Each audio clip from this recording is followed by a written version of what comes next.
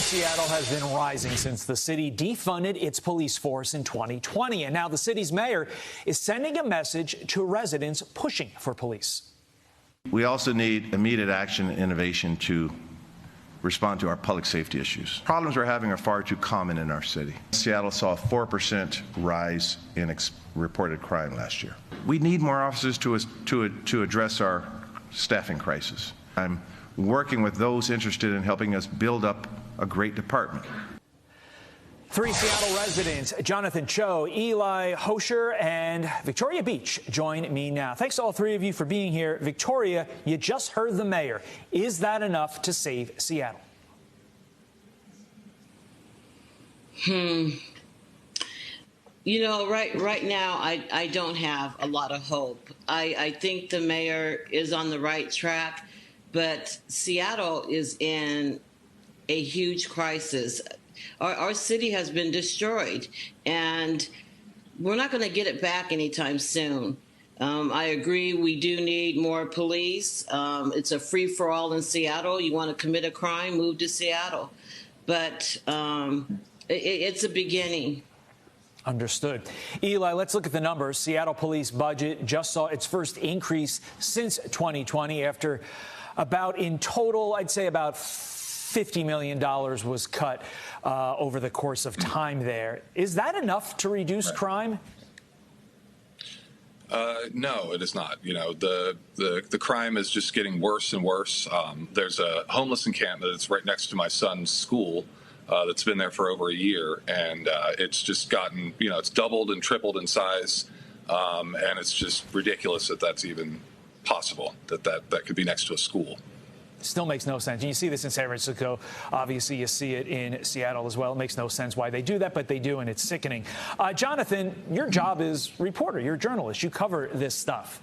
My question for you, there's a reason that Seattle had these horrible policies in the first place. It's because that's, quite frankly, what some of the people wanted. What's the response of those individuals, the far-left woke individuals, to this refunding of police? Well, obviously, no matter what, we all know that the defund the police movement is a failed social experiment. They're still standing by this, doubling down on that. But Mayor Bruce Harrell, interestingly enough, did not address the far-left activists and the woke in the city really fueling these failed policies and these ongoing issues and problems right now. So it's going to be really interesting, again, how that segment, this activist class, is going to respond to what the mayor is trying to do right now. And I want to also quickly add that the mayor, again, laid out the vision and the hope for what he wants moving forward, but very sparse on details and an exact plan to execute this and what that would actually look like. You took the words right off of my pad here, Jonathan. A lot of words. I didn't hear a lot of actions. Follow up to something you said. If he doesn't go after the activists, will anything change in Seattle? Yeah, I think a lot of people want the mayor to succeed because the kind of feeling is if the mayor does well, we all do well right now. But he isn't willing to do that yet. The mayor has, again, publicly said he doesn't want to go after certain people, even politicians who may disagree with his policies or his stance. But I know behind the scenes, at least according to sources, he's extremely frustrated by, again, the activist class, the far left, that continues to undermine his strategy and plan to really reclaim and bring the city back to life. Eli, you mentioned homelessness. The mayor said the city needs more services for the homeless. I hear that and I say, boy, a lot of tax money is going to be thrown at the problem. Are you worried that's going to be the case? Money thrown at the problem without solving it?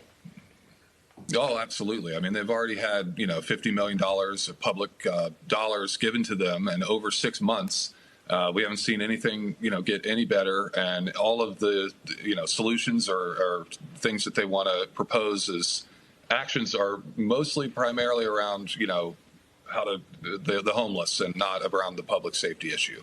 Victoria, last word to you. Will businesses and residents stay in Seattle, or are they going to keep fleeing?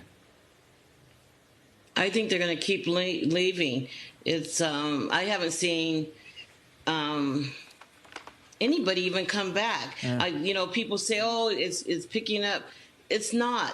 You go downtown, every corner somebody's shooting up, or they're passed out. They're smoking fentanyl.